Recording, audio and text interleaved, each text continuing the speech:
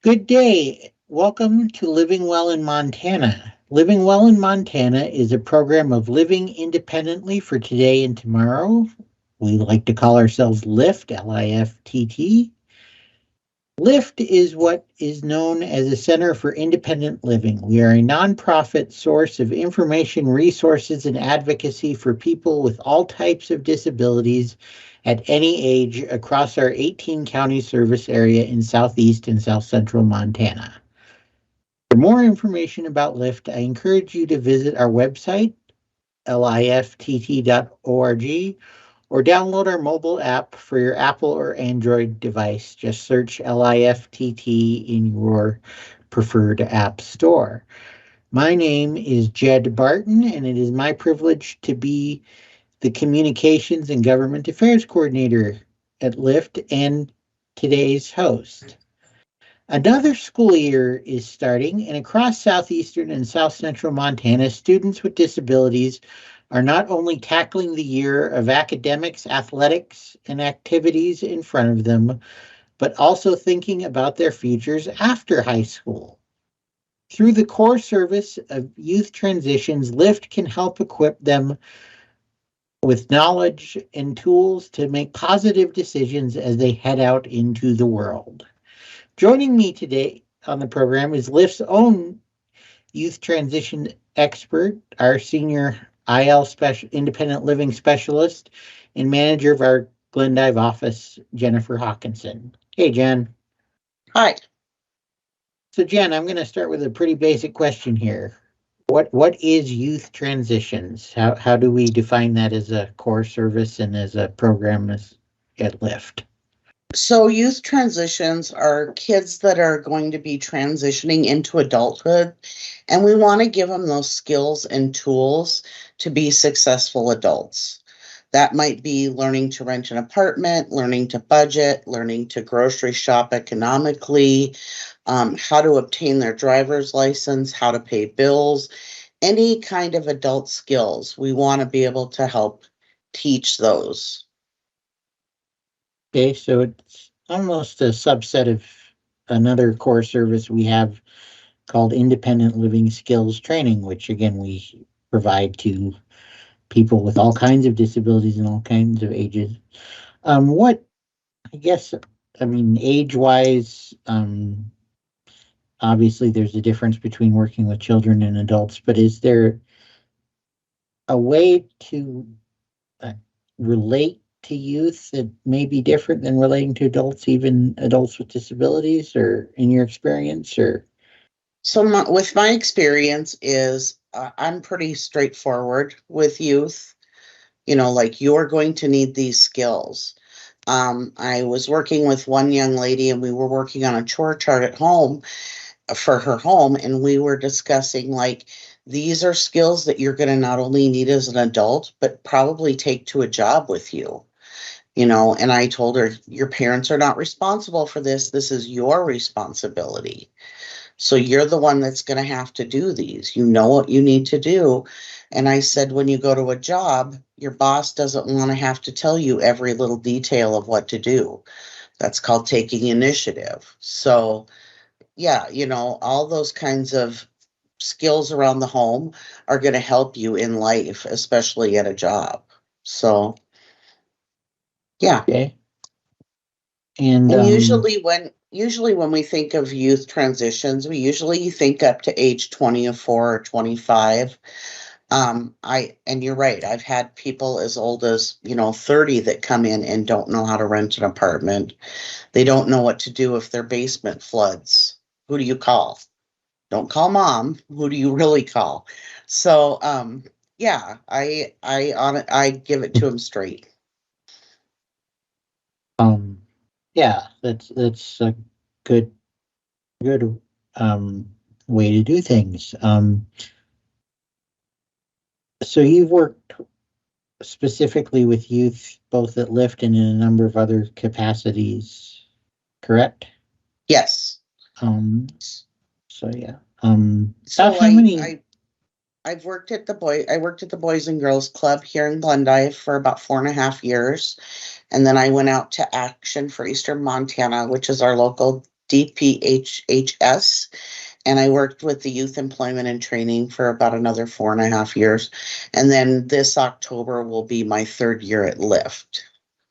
So many years of working with youth. I was a para educator at one point in my career. So yeah, Yeah. youth are definitely my passion. That's great. And so, if there are any parents or youth or people concerned with a youth watching, um, obviously, every individual is different, and disabilities add another thing into the mix. Is there a sort of a bottom age or bottom time and grades in school where it's time to start thinking about these things with your student or child with a disability? And is it much different than teaching these skills to, I believe the term that they would use in the educational system, or mainstream youth? Yeah. So my recommendation is that people start their kids young. Start giving them little responsibilities, like maybe helping take out the garbage or learning how to do dishes or anything like that. I think those tools are going to help them because the more you use them, the better you get at them. Another recommendation I have is parents need to sit down and pay bills with their kids, even if it's all online. They need to know where money just doesn't come out of the thin air. It actually goes somewhere. Um, Mhm. I know that I have broken down steps for youth before. Sometimes like junior high age, like how to make a doctor's appointment, how to make a hair appointment, um, and let them practice that stuff. And I've actually had them call me so they can practice because it's a little unnerving when you don't know what to expect or what to do. So Yeah, yeah, we're I think starting them as young as you can is very beneficial. Don't wait until they're like 18 and say, "Oh, by the way, we need these skills." So that's not helping so much. are you able to work much directly with the schools there in your neck of the woods in eastern Montana, or? So I know the gals at the school here in Glendive. And so I've definitely offered our services. I went in when I very first started this job, and did like a class on adulting with the kids that were in the special ed room. And I think we did 4 or 5 classes because the classes would rotate out. And Mhm. yeah, we talked about like how to address an envelope. Where do you put a stamp on an envelope? Where does the address go on the envelope? How to pay a bill. Make sure before you leave home, you know how to cook at least 2 good meals because you really don't want to be living on ramen for the rest of your life. So, we talked about stuff like that. How to defrost a freezer. Because you know, Yeah, I I know mean, they're very random, but they're true life things. Again, yeah, who do you call if your pipes right, burst? right, yeah, exactly. There's just a lot of um, sort of common practical knowledge that sort of sits out there in the ether until somebody explains it to you. Right. And again, it's you know, you know, um, one of the programs we've had at Lyft in the past, and I believe are in line to have again, is a program in conjunction with vocational rehabilitation, which is a agency of the state government, and that is pre-employment transitions, or PREETs, PRETS, correct? Is It's the PREETS.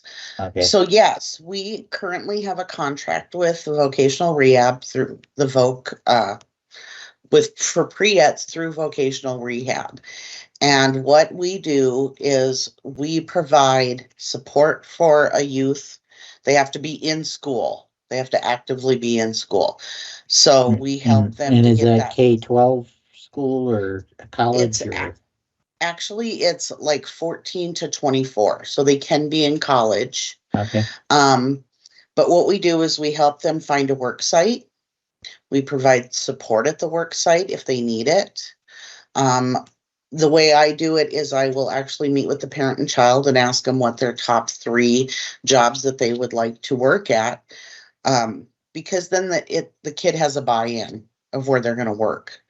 If I put them somewhere where if they like to do outdoorsy stuff and I put them at a desk job, that's setting them up for failure. So I want the kid to tell me where they want to work and where their interests lie. And so we usually meet for about 30 minutes. And then I just start at the top of the list for their top three of where they want to work and go to the work sites and say, would you like to be a work site? Would you like to give this kid an opportunity to gain those work skills? And then, like I said, there's some kids I go the first time and they're like, nope, I've got this. And then they can go by themselves. Of course, we check in with them and check in with the work site to make sure things are going well. The employer is not required to hire them, but if they do, that's an absolute bonus. So, yeah, I love it. It's a lot of fun, and I'm actually training one of our staff up here to do it. And she got to go by herself for the first time this last Friday and she came back so excited and said that was so fun. She really enjoyed it. So, yeah, And you've placed um, kids in some pretty unique work sites, if I yeah. So remember. we did try to place one at Q2. Things kind of didn't work out. I have a kid that's at a daycare, one at a coffee shop. The sky's the limit, honestly. One kid was Mhm. really into welding. And so I was able to get him placed at a shop where he could hone those skills. He was already welding, but he just needed a little Yeah, more work yeah, experience. So yeah, the sky's the limit. I definitely have that attitude. The worst thing the employer's going to say is no. Okay, and then we move to the yeah. next one. Mhm. We do cover a lot of counties. So like if I go to Miles City, there's a youth that might know of a business that I have no idea exists. So that's another reason why I ask, hey, what's your top three? Where do you want to work? And then it kind of opens that door. Okay. So going back to something you said earlier, you were talking about often it's a matter of breaking things down in steps. So, and you can pick whatever the task is, but sort of explain this Jen Hawkinson system of breaking a everyday task down into steps. Okay, so a great example, and I love to explain this even when we're working with adults too for our job. If you tell somebody to go do the dishes that's never done the dishes, they're not going to know where to start. So you want to break it down in steps. So for like the dishes, if you have a pile of dishes in your sink, you're going to take them out of the sink. You're going to stack them up. You're probably going to have to wash out your sink, plug the sink, put soap in the sink, put dishes in there. You wash them by scrubbing them. And then, of course, you have to rinse them. You have to dry them. So breaking it down into smaller steps allows them to be successful. Because again, if that'd be like somebody telling me, hey, go work on the oil rig. What do you want me to do? I don't know what that means. What am I going to do there? How am I going to do it? What do you want me to do? So, yeah, breaking it down into smaller steps is definitely helpful. And I'll do like note cards. I did one for somebody that was learning how to do laundry. And so one I got I got such a kick out of this because I wrote out the note cards, sent them with the youth, and our next meeting, the mom came with and she said, I'm having a hard time getting him to continue with his laundry. And I said to the kid, do you have a cell phone? And he said, yeah. And I said, okay, great. So when you put your laundry in, set an alarm so it reminds you to take them from the washer and put them in the dryer. Then you set an alarm for the dryer, and then you'll remember to take them out of the dryer fold them, and put them away. So, like I said, it's a lot of problem solving Mhm. sometimes, which I love. I absolutely love that part of our job is to help people to get from A to B and help them break down those steps because it can be very overwhelming. And um, I want them to be successful.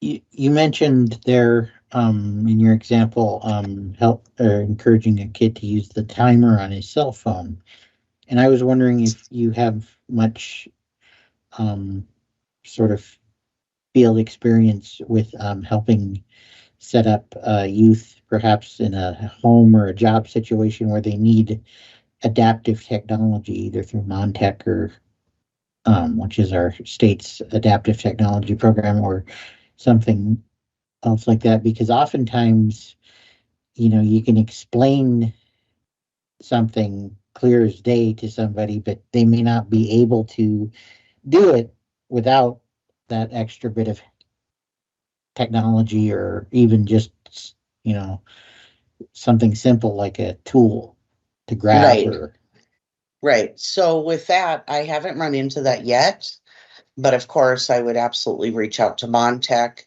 I know well, we have a contract for Voc Rehab as well.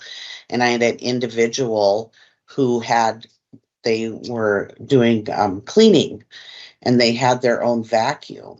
And so Voc Rehab was able to pay for that reasonable accommodation for that individual. correct. So I would definitely talk to the pre-eds coordinator out of Miles City and say, hey, it seems like this kid could utilize some adaptive equipment. And we definitely work as a team. That's The good. pre-eds coordinator and myself, we That's good. definitely work as a team and keep that line of communication open. So usually I have a heads up before when they send the referral over to me of, what if they do need adaptive equipment or And again, anything. right, and right now, Priets, we have a contract for the eastern portion of our service area, or is it for the whole It's thing? it's for the whole So thing.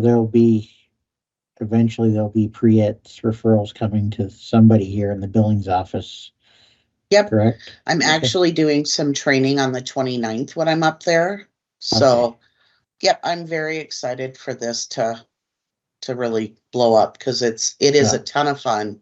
It takes a lot of time, but it is a lot of fun. okay.